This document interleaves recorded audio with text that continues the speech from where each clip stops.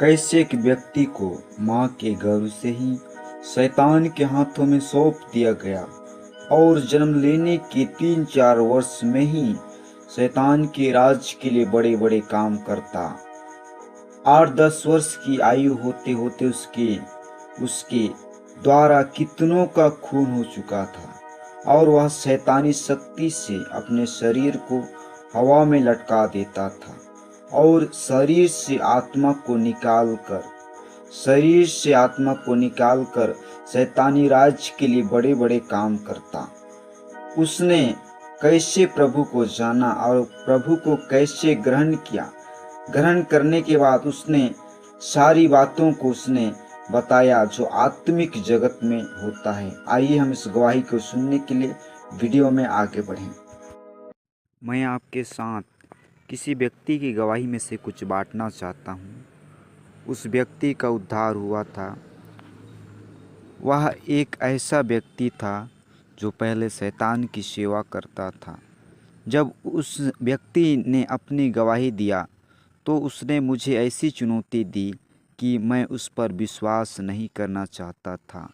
मुझे 10 दिन तक उपवास करना पड़ा, इससे पहले कि मैं प्रभु के पास जाकर पूछूं कि हे प्रभु, क्या यह सच है।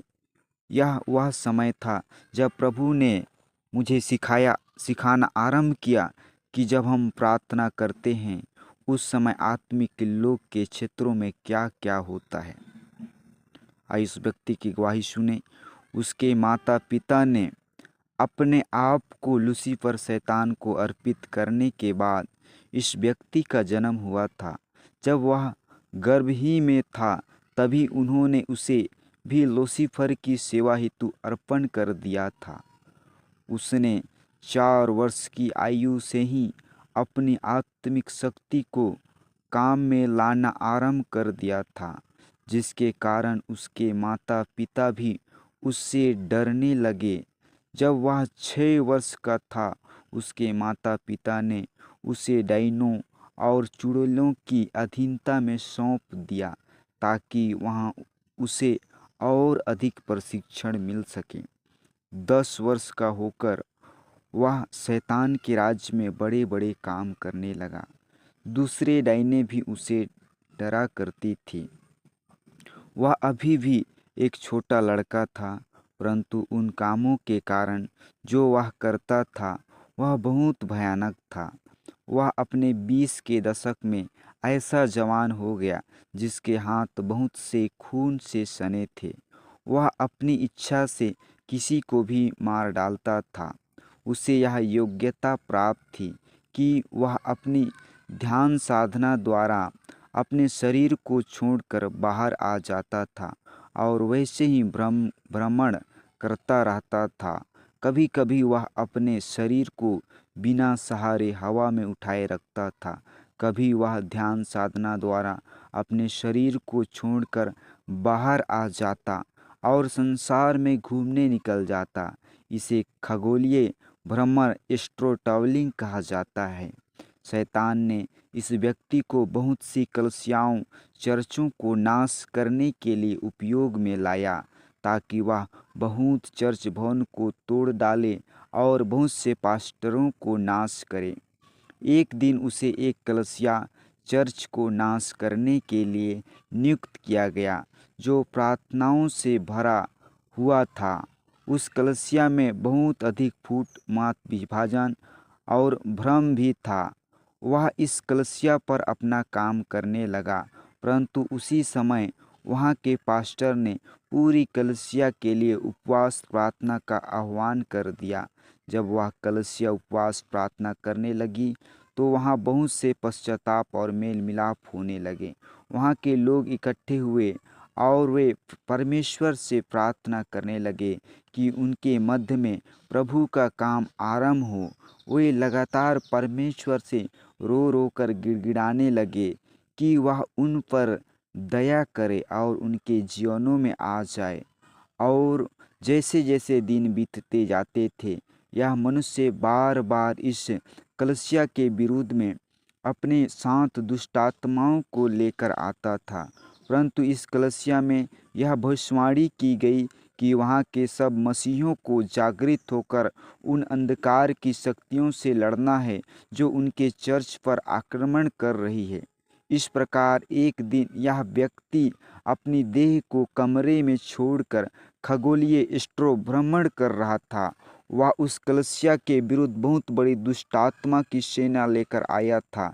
यह उसकी गवाही है।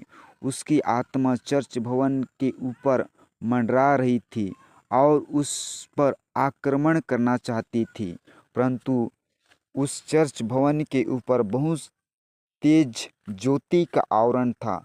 उसी समय अचानक वहां स्वर्गदूतों की सेना आ गई, जिन्होंने दुष्ट सेना पर आक्रमण कर दिया। वहां हवा में मल्लयुद्ध आरंभ हो गया। सभी दुष्टात्माएं भाग गई, परंतु उस व्यक्ति की आत्मा को स्वर्गदूतों ने बंदी बना लिया। जी हाँ, स्वर्गदूतों द्वारा उसे बंदी बना लिया गया और उसने देखा कि उसे 6 स्वर्गदूत ने पकड़ा हुआ है और चर्च भवन की छत में से होकर उसे चर्च की वेदी के ठीक सामने लाया गया। वहाँ वहाँ था और सब लोग प्रार्थना कर रहे थे। वे लौ लगाकर प्रार्थना में आत्मिक युद्ध कर रहे थे। पास्टर मंच पर था और प्रार्थना में आत्मिक युद्ध की अगुवाई कर रहा था।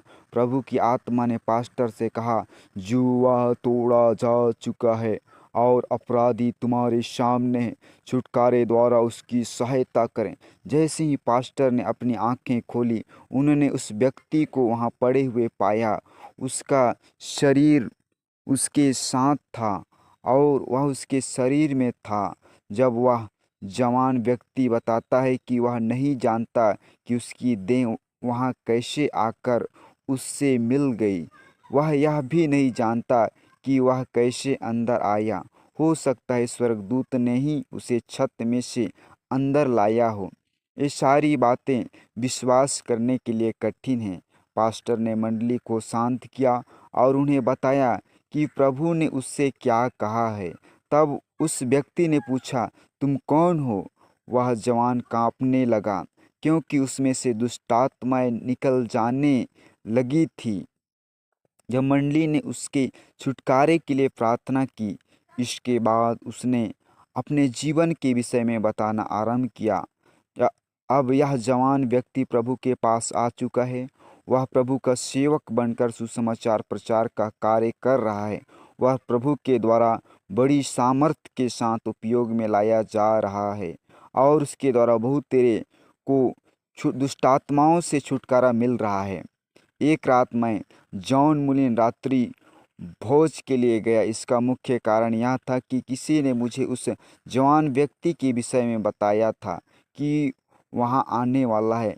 मैं उससे मिलने के लिए बहुत उत्सुक था और जानना चाहता था कि क्या यह कहानी सच्ची है या नहीं। इसलिए मैं उस रात्रि भोज में पहुंच गया और संध्या के समय उस व्यक्ति को अपनी गवाही देने का अवसर दिया गया। उसने बहुत से विषयों पर बातें की। कई बार वह अपने किए गए कार्यों को याद करके रो पड़ता था। जब उसने समाप्त किया, उसने श्रोताओं से एक आग्रह किया।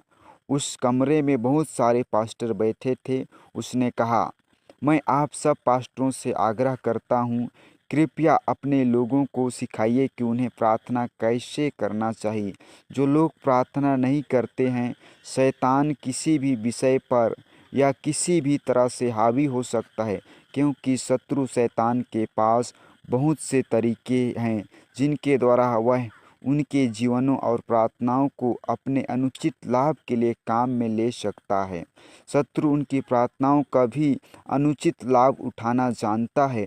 जो अभी ठीक तरह से प्रार्थना नहीं करना जानते, अपने लोगों को सिखाइए कि उन्हें परमेश्वर द्वारा दिए गए आत्मिक शत्रु उनकी प्रार्थनाओं का भी अनुचित लाभ उठाना जानता है। जो अभी ठीक तरह से प्रार्थना नहीं करना जानते, अपने लोगों को सिखाइए कि उन्हें परमेश्वर द्वारा दिए गए आत्मिक हथियारों का उपयोग किस प्रकार करना चाहिए। तब उसने बताना आरंभ किया कि वह किस प्रकार का आकाशीय लोक के क्षेत्रों में ऊपर हवा में रहकर अगुवाई करता था। यह पहली शिफ्ट में काम करने जैसा था। उसने अपनी पाली में जाकर अपना काम संभालना होता था। इस प्रकार उसे प्रतिदिन निर्धारित समय पर जाकर आकाशीय स्थानों में युद्ध करना पड़ता था। उसने बताया कि आकाशीय क्षेत्रों के आत्मिक लोक में पूरे जमीन के ऊपर एक काले कंबल ब्लैंकेट की तरह काला आवरण दुष्टता की शक्तियों द्वारा बनाया गया है। यह अंधकारमय आवरण बहुत कड़ा और मोटा है। वह चट्टान की तरह है। उस स्थान से दुष्ट शक्तियाँ पृथ्वी की घटनाओं को प्रभावित करती हैं। जब दुष्ट आत्माएं और शैतान के मानव एजेंट अपनी पाली छोड़ते हैं, तब वे पृथ्वी पर वापस अपनी वाचा के अनुसार ठहराए हुए स्थान पर आ जाती हैं।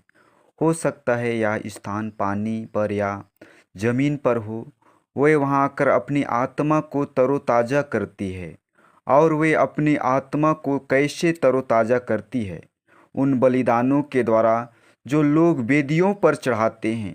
वे ऐसे चढ़ावे हो सकते हैं जो खुली रीति से डाइनों व जादू टोनों द्वारा बलि किए जाते हैं, और सब प्रकार के खूनी बलिदान जो अनेकों वेदियों पर चढ़ाए जाते हैं।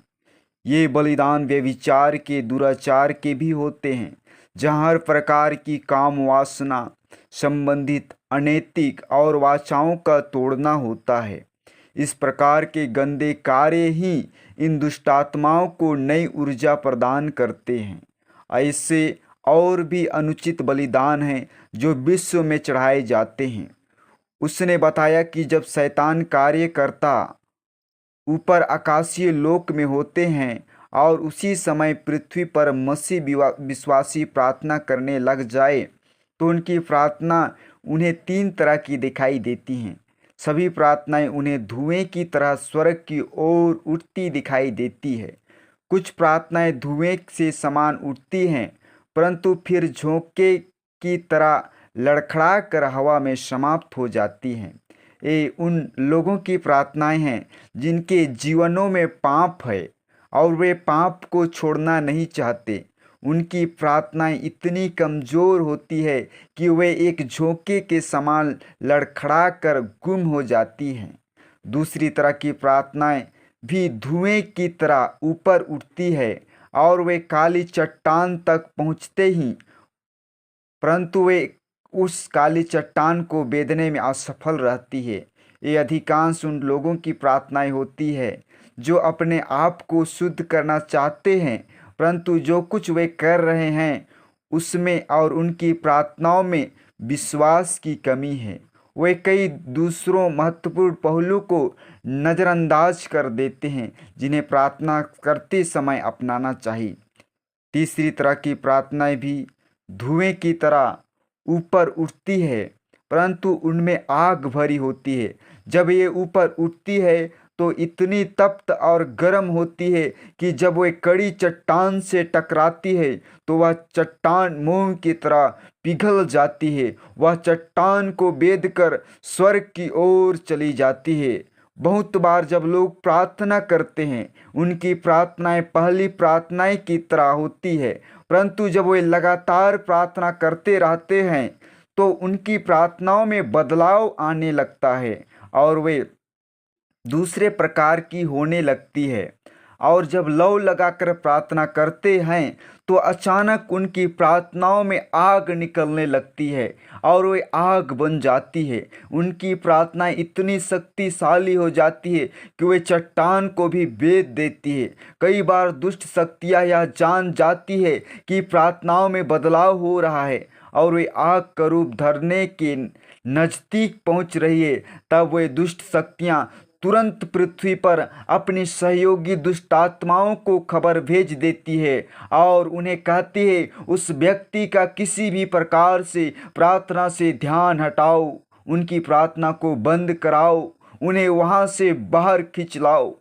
कई बार मसीह लोग इस प्रकार की ध्यान तोड़ने वाली बाधाओं के शिकार हो जाते हैं। वे आगे बढ़ रहे हैं, पश्चाताप कर रहे हैं, वे वचन को अवसर दे रहे हैं कि वह उनकी आत्माओं को जांचे। उनका विश्वास बढ़ता जा रहा है, उनकी प्रार्थनाएं विशेष उद्देश्य को लेकर होती है, तब शैतान यह देखता है कि उनकी प्रार्थनाओं को शक्ति मिल रही है और वो तुरंत उनका ध्यान भंग करने का काम करना आरंभ कर देता है। टेलीफोन की घंटी बजने लगती है। कभी कभी हम बहुत लौ लगाकर प्रार्थना करते रहते हैं और तभी टेलीफोन की घंटी बजने लगती है और आप सोचते हैं मैं जाकर टेलीफोन का जवाब देता हूं और फिर आकर प्रार्थना लग जाऊंगा। जब आप वापस जाते हैं आप फिर से शुरू प्रार्थना करना आरंभ कर देते हैं और यही तो शैतान चाहता था। और दूसरे प्रकार की बाधा आपके सामने आती है। हो सकता है आपकी देह को स्पर्श किया जाए और आपको उसी समय भूख लगने लगे। आप रसोई में जाकर कुछ भोजन लेने लगें। जब तक वे आपको प्रार्थना स्थल से दूर रखेंगे वे आपको हराते रहेंगे।